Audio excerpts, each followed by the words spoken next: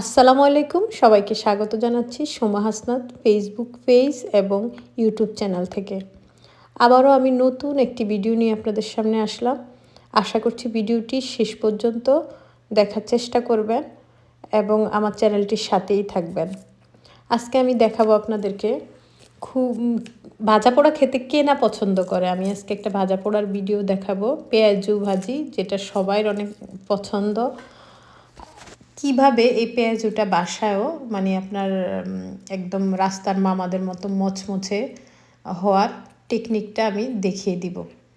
আমি প্রথমেই তো দেখলেন যে পেঁয়াজগুলিকে আমি অবশ্য ব্লাইন্ডারে করেছি। ব্লাইন্ডারে করলে অনেক সময় হয় যে একদম ডালগুলো মিহি হয়ে যায়, বাট মিহি না হলে কিন্তু আপনার মচমচে ভাবটা থাকে না।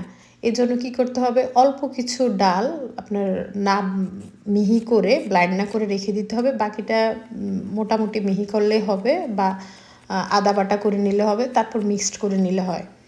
এখন সবচেয়ে বড় বিষয় হচ্ছে যে পেঁয়াজের মধ্যে পেঁয়াজের পরিমাণটা একটু বেশি দিলে ভালো।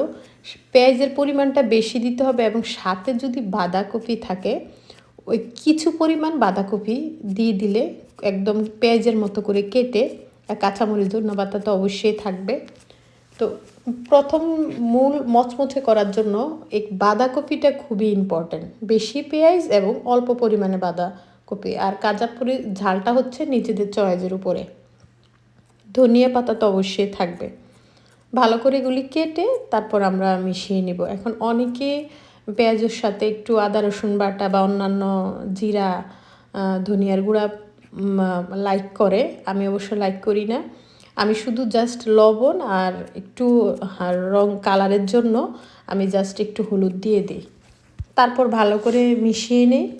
মিশিয়ে আমি মচমচে বা শক্ত ভাবটা ধরে রাখার জন্য দেখবেন আমি একটু আপনার অল্প একটু বেসন দিই, যেহেতু অনেক সময় বাঁধাকপি বা পেঁয়াজের থেকে একটু পানিটা বের হয়ে যায়। তো ওইখানে যদি অল্প পরিমাণে আপনি বেসনটা মিশিয়ে দিতে পারেন তাহলে মচমচে ভাবটা এবং শক্ত ভাবটা দীর্ঘক্ষণ থাকে। তা আমি সাথে একটু অল্প পরিমাণে আস্তে আস্তে প্রয়োজন অনুপাতে পানির যে ভালো করে আপনার মাখানোর পরেও যদি পানির পরিমাণের উপরে বেসিস করে আমি আপনার বেসনটা দিই, তবে অতিরিক্ত না, অল্প পরিমাণে। তারপর তো পরিমাণ মতো তেল দিয়ে ডুবো তেলে বা বেশি ডুবো তেলে লাগে না, মোটামুটি তেলটা গরম হয় কিনা তেলের মধ্যে দিয়ে আপনার পেঁয়াজটা আস্তে আস্তে এক পাট উপাস করে আস্তে আস্তে ভেজে নিতে হয়।